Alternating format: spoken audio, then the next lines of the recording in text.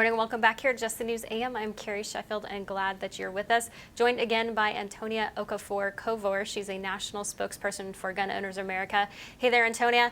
I want our viewers to see a tweet that you put out. It was very interesting.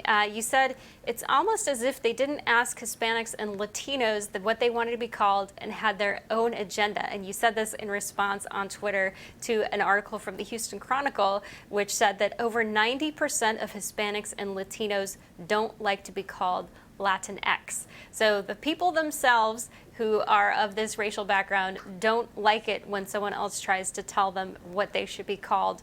Why do you think this is happening? Because I see it over and over. I hear it over and over in the media, this Latinx term, and if you don't use it, somehow you're a racist xenophobe if you're a white person, for example. Right. I mean, it's exactly what we continue to see in the African American community as well.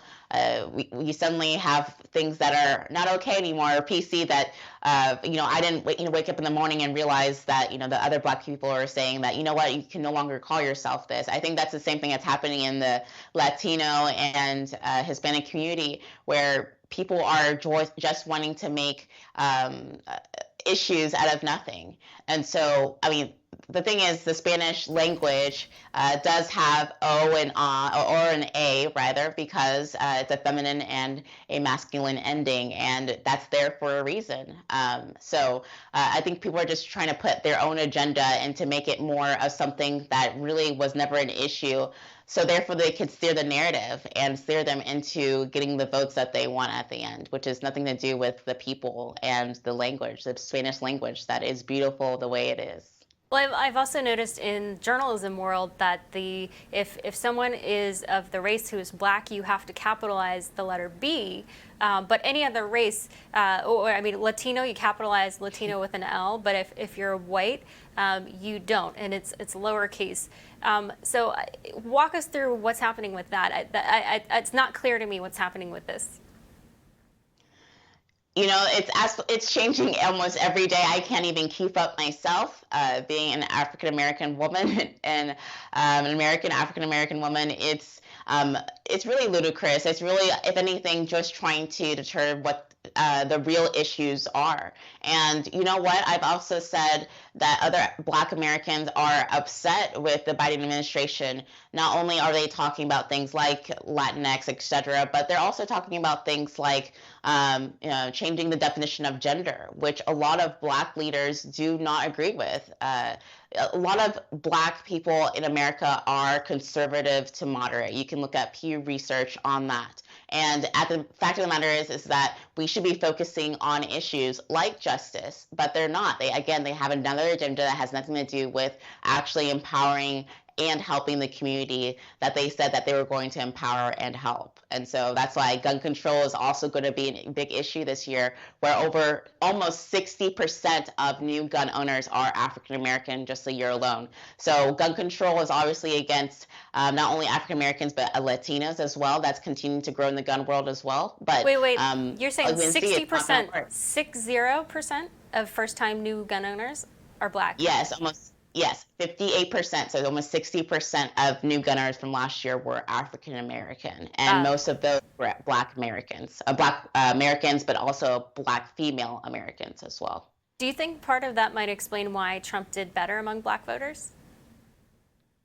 I think that might have something to do with it. People finally realize that we have to have someone who is protecting our rights in the White House, in the Congress, as well on the city and municipal level, and state level as well. So we have to have every type of government, every level of government protecting our rights. And really, that's the only reason why the government should be there in the first place, is to protect our individual freedoms.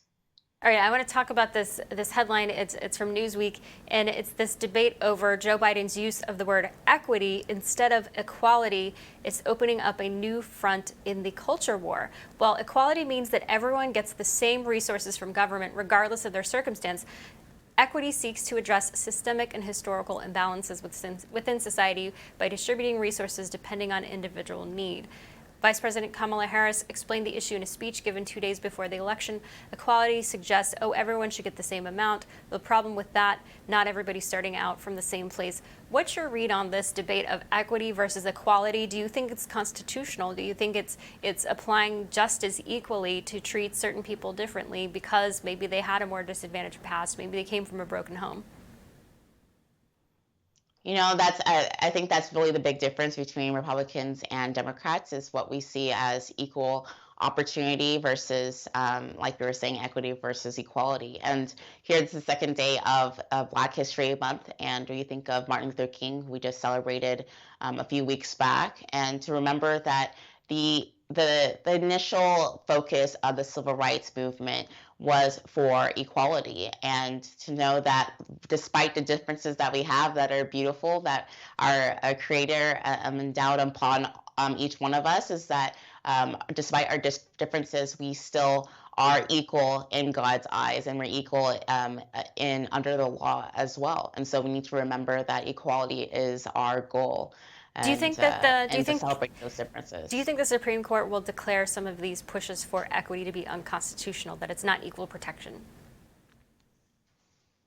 I think that's going to be something we're going to have to find out. I think every ruling that we get from the Supreme Court can go our way or not our way when it comes to things like this. So I think it's going to be something that we're going to have to find out under this administration if they're going to kowtow to the PC culture. Despite saying that they're doing things on an unbiased ruling, we'll see going forward. All right, thanks so much, Antonia. Appreciate it. She's there with Gun Owners of America. And stay with us. We have Ryan Anderson. He has a new op-ed. He is a devout Catholic, but he says religious people need to have secular arguments too. All right, stay tuned.